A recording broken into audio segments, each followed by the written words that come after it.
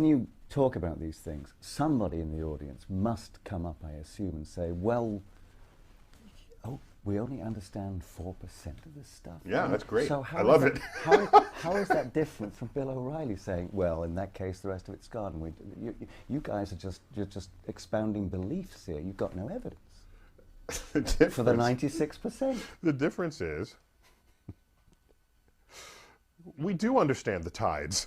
The tides are part of the 4% we understand. So Bill O'Reilly is giving a list of things that are fully understood. If he had given a list of things that are not understood, okay, that would be a different reaction.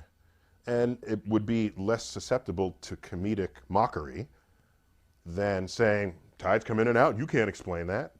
It's like, yes, we can. We've known that one for the last couple of 100 years. Give me a better example. So if he said, there's dark matter and there's dark energy forcing an expansion of the universe so fast that it's accelerating. You can't explain that. Right. We can't explain it. Okay.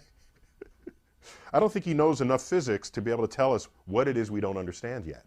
That would have been a more interesting exchange with the atheist guy. I forgot his name, forgive me, but the guy who he was interviewing. Now, if he wants to use that as evidence for God, but then we just have to come back and say, well, doesn't mean if you don't understand something and the community of physicists don't understand it, that means God did it? Is that how you want to play this game? Because if it is, here's a list of the things in the past that the physicists at the time didn't understand.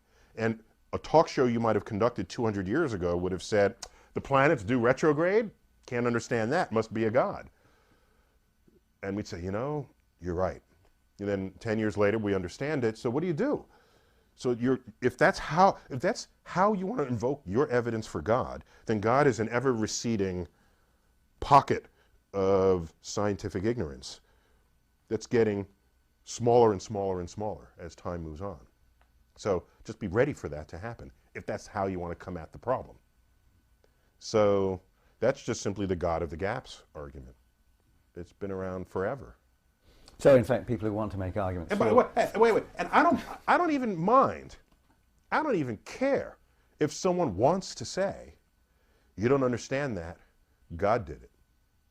That doesn't even bother me. What would bother me is if you were so content in that answer that you no longer had curiosity to learn how it happened. If the day you stop looking because you're content God did it, I don't need you in the lab.